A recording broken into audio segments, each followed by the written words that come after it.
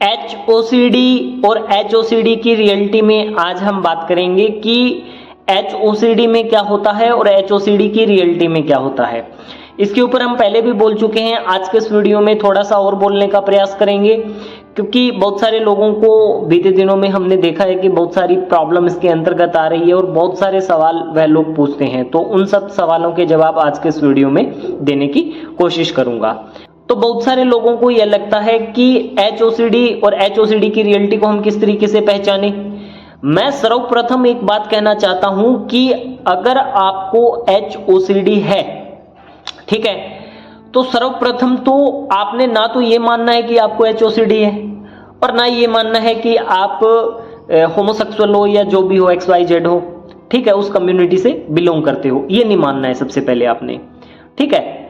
इसके बाद में बात आती है कि आप क्या करते हो। सबसे पहला हथियार आप लोगों के पास में होता है गूगल पे जाना, सर्च करना। किया, वहां से आपने डाटा इकट्ठा किया, यहां ये हो सकता है, यहां ये हो सकता है, यहां ये हो सकता है, आपने वहां से सारा कुछ तामझाम समेट करके आ गए।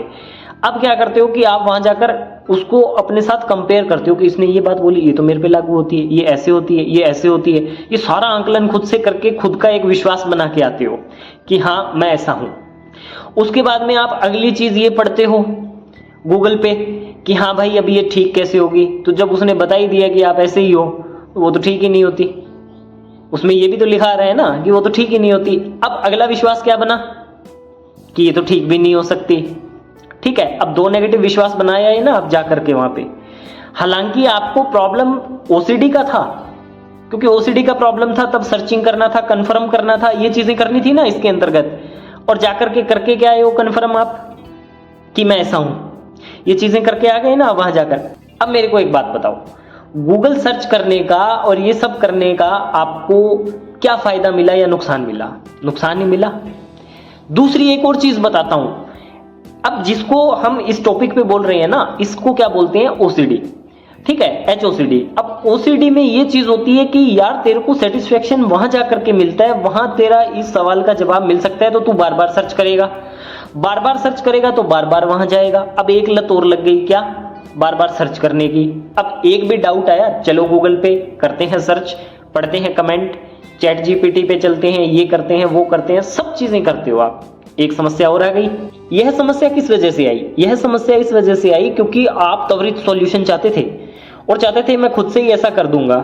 बहुत सारे लोग बहुत बार मेरे से एक पर्सनल सवाल पूछते हैं कि सर मात्र मैं वीडियो देख लूं या ये कर लूं तो मैं इससे ठीक हो जाऊंगा, या ऐसा ऐसा वो लोग ऐसा बोलते हैं, या ऐसा मैंने इधर देख लिया मैं ये कर लूं। तो मैं उनको एक ही सामने से एक ही जवाब रहता है मेरा कि भाई अगर आप लोग ये इस तरीके से ठीक होने लगे तो आज जो लोग ट्रेनिंग कर रहे हैं या पढ़ाई कर रहे हैं वो क्यों पढ़ाई करेंगे? सब लोग तो ऐसे ठीक हो ही जाते हैं।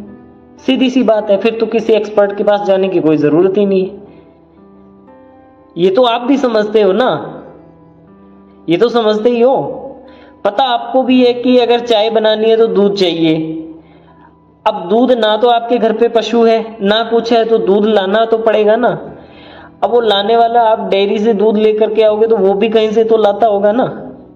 ये एक सिस्टम है ना सारा, उसके थ्रू काम चल रहा है ना सारा।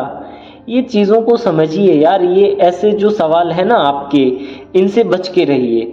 और मैं एक और चीज कहता हूं, चलो ठीक है आपने ये सवाल पूछा, परंतु इसके आगे के लेवल पे बढ़ करके देखो कि आपका जीवन कहां है आज, आप कौन सी मानसिकता से गुजर रहे हो।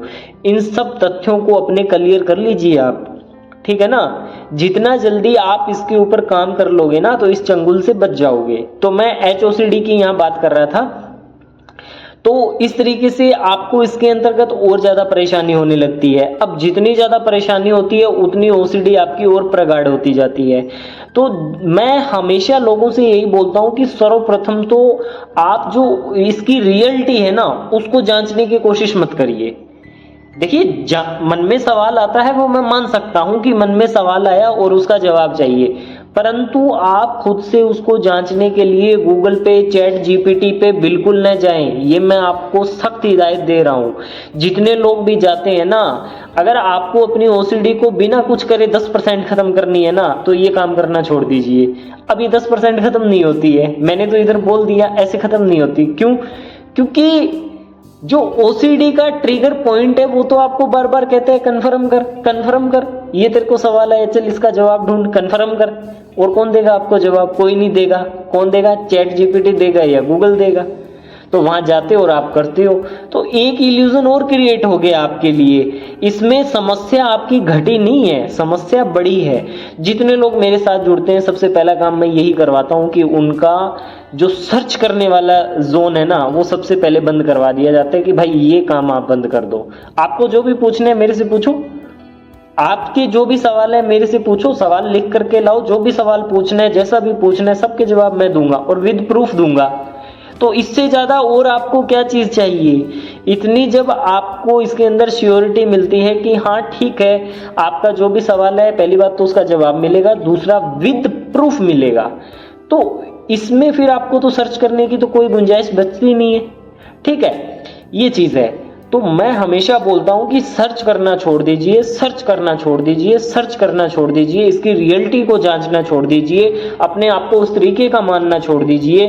ठीक है, इसके ऊपर आप काम करने लग जाइए, और जितना रियलिटी को जांचने की कोशिश करोगे ना, उतने ज्यादा फंसोगे, क्योंकि ओसीडी का तो काम ही होता है कि वो तो पकड़ती है कोई भी चीज को। आपने उसको कोई चीज पकड़ाई, उसने पकड़ लिया, बस बात खत्म। उसको तो हर एक चीज में नेगेटिविटी ढूंढनी है। हम भी बोलते हैं पॉजिटिव सोच के देखो, क्या करें जी, ऑटोमेटिक नेगेटिव थॉट आते हैं। तो जब आपको पता है इसमें ऑटोमेटिक नेगेटिव थॉट आता है, तो फिर आप जाकर के नेगेटिव चीजों के अंदर क्यों आप इतना घुसते हो कि हाँ ठीक है मैं ये सर्च कर लूं, वो कर लूं। जितनी रियलिटी को आप उसको पकड़ाते हो ना, उतनी ओसीडी आपकी रियलिटी को पकड़ लेती है। और ये बात जितनी जल्दी आप समझ लोगे ना, इस चंगुल से बच जाओगे। क्योंकि जितना मैंने अपने इस कार्यकाल में, जितने भी मैंने अपना देखा है ना, कितने लोग ठीक हुए हैं, कितने लोगों से मैंने ऑफलाइन मिला हुआ हूं, तो जितने लोगों का यही एक्सपीरियंस है, सबसे जो मोस्ट इंपॉर्टेंट बात निकल करके आती है भाई यही आती है कि आपने बोला सर्च करना छोड़ दो। जिस दिन से छोड़ा उस दिन से एक बहुत बड़ा बोझा सा हट गया। बाकी का तो जो सेशन थेरेपी जिस तरीके की होती है चीजें, उसके अंतर्गत हो जाता है काम, परंतु जो नई चीजों को आप अपने अंदर डाल करके अपनी प्रॉब्लम को बढ़ावा दे रहे हो ना, उसको इस तरीके से छोड़ना पड़ेगा। तो इसके ऊपर आप काम करिए, और मैं तो कहता हूं किसी के गाइडेंस में प्रैक्टिस करिए, सबसे अच्छा सॉल्यूशन है।